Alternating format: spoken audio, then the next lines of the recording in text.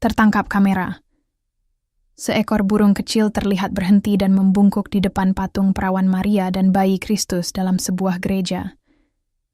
Tidak ada suara, tidak ada paksaan. Hanya momen keheningan yang menggetarkan jiwa. Ilmuwan dan saksi mata dibuat terdiam. Apakah ini sekadar kebetulan atau sebuah tanda dari surga? Dalam video ini, kami menyajikan tidak hanya rekaman mengejutkan itu, tetapi juga kisah hewan-hewan lain yang menunjukkan penghormatan di hadapan sakralitas. Seekor anjing di gereja, dan legenda Santo Fransiskus yang menjinakkan serigala buas. Apakah hewan bisa merasakan kehadiran ilahi? Apakah ini bentuk penghormatan dari ciptaan terhadap penciptanya? Tonton sampai habis untuk merasakan kedamaian, kekaguman, dan mungkin mukjizat kecil yang bisa mengubah cara Anda memandang dunia. Jangan lupa like, share, and subscribe untuk kisah-kisah menyentuh lainnya. Halo, kembali lagi di channel Karya Vince. Pernahkah Anda berpikir bahwa keheningan bisa berbicara lebih lantang daripada kata-kata? Bahwa terkadang penghormatan terdalam tidak disampaikan melalui suara, tetapi melalui diam yang penuh makna. Hari ini, kita akan menyaksikan sesuatu yang jarang, unik, dan mungkin suci. Terkadang, rasa hormat terdalam tidak datang dari kata-kata, melainkan dari keheningan, dari diam, yang sakral. Hari ini Anda akan menyaksikan sesuatu yang tak biasa, dan mungkin tak dapat dijelaskan. Seekor burung kecil tertangkap kamera, berhenti. Ia tidak terbang, menjauh. Ia tidak mencari makanan. Ia hanya berdiri. Lalu, perlahan, membungkuk. Kepalanya turun, tubuhnya tunduk. Seolah-olah ia merasakan sesuatu yang agung. Seolah ia sadar bahwa ia sedang berada di hadapan yang kudus, di hadapan Bunda segala kasih, dan Sang Bayi Kudus. Momen itu nyata. Tertangkap kamera. Para saksi tak dapat menjelaskan, dan bahkan seorang ilmuwan yang menontonnya berkata, "Saya tidak punya teori untuk ini. Saya hanya merasa terdiam." Karena terkadang, ciptaan kecil seperti burung menunjuk langsung kepada Sang Pencipta. Tapi bukan hanya burung.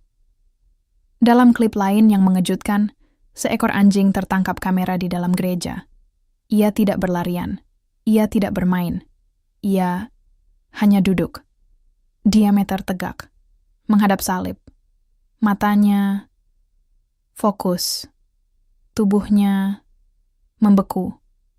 Ia menolak bergerak, seolah melihat sesuatu yang tak bisa kita lihat. Sesuatu yang tak kasat mata, tapi nyata. Apakah ia merasakan kehadiran ilahi? Apakah hewan lebih selaras dengan yang sakral daripada kita sadari? Dalam diam mereka, dalam ketulusan mereka, mereka menunjukkan jenis penghormatan yang tak terucap oleh manusia. Namun, ini bukan pertama kalinya binatang bersujud di hadapan yang kudus.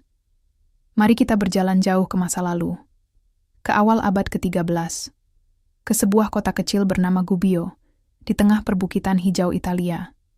Di sana, seekor binatang buas menguasai ketakutan orang banyak. Bukan burung, bukan anjing, tapi seekor serigala. Serigala itu menyerang hewan, lalu manusia. Tidak ada senjata yang mampu menghentikannya. Ia menjadi legenda kelam. Sebagian berkata ia adalah monster. Sebagian lagi menyebutnya kutukan. Namun, ketika semua orang memilih menutup pintu dan hatinya, satu orang justru membuka keduanya. Namanya Fransiskus. Ia tidak membawa tongkat, tidak membawa pedang, hanya jubah sederhana dan damai Tuhan di dalam hatinya. Ia berjalan menuju hutan, tempat sang serigala menunggu. Ketika sang serigala muncul, menggeram, siap menerkam, Fransiskus hanya mengangkat tangan dan berkata, "Saudara serigala, dalam nama Kristus, aku memerintahkanmu, jangan sakiti siapapun. Datanglah ke sini."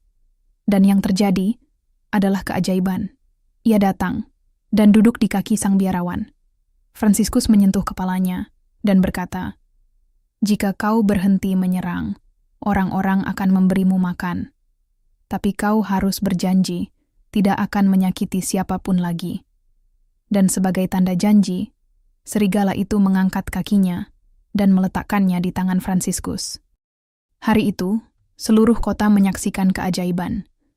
Musuh terbesar mereka kini berjalan damai bersama seorang sahabat Tuhan.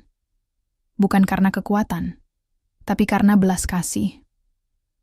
Fransiskus berdiri di alun-alun dan berkata, "Inilah kekuatan cinta, inilah kekuatan damai. Tak ada makhluk yang terlalu buas untuk dijinakkan oleh kasih. Tak ada hati yang terlalu keras untuk disentuh oleh belas kasihan." Orang-orang mulai memberi makan. Serigala hidup di kota, damai. Dan kota Gubbio berubah. Rasa takut berubah menjadi kepercayaan. Kebencian berubah menjadi kasih.